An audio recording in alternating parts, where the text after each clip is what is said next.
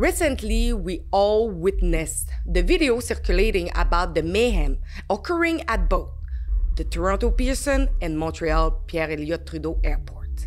Lost luggage, delayed flight, ton of stress on the shoulder of travelers. Air Canada and Pearson Airport have both successfully reached the first place in flight delay in the world carrier. So we see the total chaos at Passport Canada offices. And now, airports? What is happening in the travel industry? The government has been pathetic in its post-pandemic management, as if it didn't know what was coming. There is a lack of employees working on site with Air Canada or the government at a salary as low as $16.50 per hour. Therefore, let's not be surprised to see that many agents did not dare to return to their former position, especially with the current management. Would this be a good condition for the implementation of digital identity? ArriveCAN seems to be the new mandatory electronic pass to enter Canada. That ArriveCAN has obviously been a very important tool during COVID-19 and remains important for those people that enter into Canada to identify whether they are appropriately vaccinated. But increasingly, ArriveCAN is also being used to facilitate and accelerate entrance into Canada through customs data entry, which in many cases makes it quite fast and quite efficient to enter into Canada using that particular tool, which has been developed for other purposes to make our customs system even more efficient. Without this application, people risk a hefty fine of $5,000, not to mention the interrogation process imposed by the border services. Let's not forget what the passports say. The Minister of Foreign Affairs of Canada requests in the name of Her Majesty, the Queen, all those whom it may concern, to allow the bearer to pass freely without delay or hindrance and to afford the bearer such an assistance and protection as may necessary. The passport is our right of passage for us to be free. So what has happened since the COVID?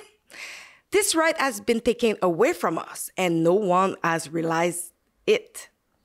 How many people will comply with this obligation? I went to Montreal Airport to see if the situation had improved and to talk to the travelers about their travel experience and the ArriveCAN application. Let's check it out. So, hey, Alexandre for Urban News, and I'm at the Pierre-Elliott Trudeau Airport for see if what we saw last week about the luggage that was everywhere and it was really terrible for the traveler to get back to their luggage, it's still happening. And I'm here for asking the experience to the traveler and as well, what do you think about the ArriveCAN app, the new app that is mandatory to enter Canada, or you risk a fine of $5,000. So I'm here for asking them what they think about all of this and what is happening with the traveling in Canada now. Yeah, it's a bit busy, that's for sure, yeah. En fait, pour nous, c'est rien passé, on a gardé nos bagages avec nous. Donc on n'a pas pris de chance, puis vraiment le retour moins pire. Plus pour partir d'ici que c'était chaud. It was fun, but we missed our first flight because the Arrive Canada website was down, so we missed our first. So we had to hang out at the airport for a long time and nobody could help us because the website was down. À cause de l'application, ArriveCAN ne fonctionnait pas. Okay. Donc on est resté 1 heure bloqué, puis par la suite, je pense qu'ils ont appelé l'ambassade. Ils ont décidé que les Canadiens pouvaient rentrer, mais pas les Français. Il y a eu un délai de départ de 2 heures environ. Okay. Mais à part ça, j'ai eu aucune complication pour les bagages. No, I heard that there is a lack of employee. I heard about that. I understand that after COVID, you know, people maybe they're not very well operational, so they need some time to get back to the normal. So we understand that. It said that the flight was delayed due to under investigation, and like basically they never told us why. It's about an hour and a half delay. And then once we boarded it, we, again, more wait, you know, so. Et au niveau de vos bagages, est-ce que vous avez réussi à les ravoir? Les bagages, aujourd'hui, c'était rapide. OK. J'ai pas eu de problème, mais c'était vraiment entré au Canada à cause de l'application ne fonctionnait pas. J'ai eu beaucoup de difficultés, mais ça va. So what is your thought about the fact that if you don't have this app, you need to pay a $5,000 fine? So what about the people who cannot have a phone, who doesn't have a phone? What is your thought about this?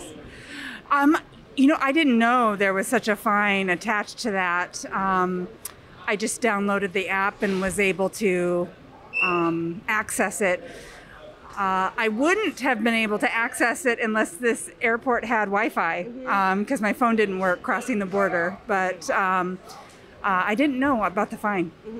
Je trouve que c'est un peu une grosse amende. Pour, si c'est vraiment une amende à payer si on n'a pas l'application, il faudrait plus que ça soit demandant si en arrivant au Canada, qu'on demande vraiment le ArriveCAN, parce que moi, quand je suis arrivé, tout ce qu'ils m'ont dit, c'est si je l'avais au poste sans le scanner. Okay. I know my parents are older and they have trouble with a smartphone and apps in general. And unless I was with them, I think they'd have a really hard time. Yeah. It's easier for you whenever you get this pass. I think it's easier. Yeah. You will be traveling, you know, without any problem. J'ai l'impression que genre tout le monde autour de moi a un téléphone intelligent, du coup, j'ai pas vraiment pensé à ce fait-là, mais. Je trouve ça ridicule parce qu'ils enlèvent la passe ici, mais les Canadiens doivent montrer qu'ils sont vaccinés pour rentrer au Canada. Ça fait pas de sens. Ouais. Et là, les gens risquent 5 000 $ d'amende s'ils n'ont pas cette application-là pour rentrer au Canada. Qu'est-ce que vous pensez de ça?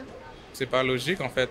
Comment tu dis, tu peux voyager sans avoir le vaccin, avoir la passe, mais tu peux pas rentrer, mais tu es Canadien. Il n'y a pas de logique, en fait, dans ce que... There's no alternative for that? Not yet. That's not okay. Like that, like there should always be an alternative. You know, I mean, some people don't have access to smartphones. Like, en fait, je pense que c'est juste vraiment l'organisation. Ils sont pas organisés. Ils attendent que le problème arrive pour l'arranger. Ils ne réfléchissent pas avant que le problème arrive. Donc, si le problème n'est pas là, ils vont pas penser à l'avance, en fait.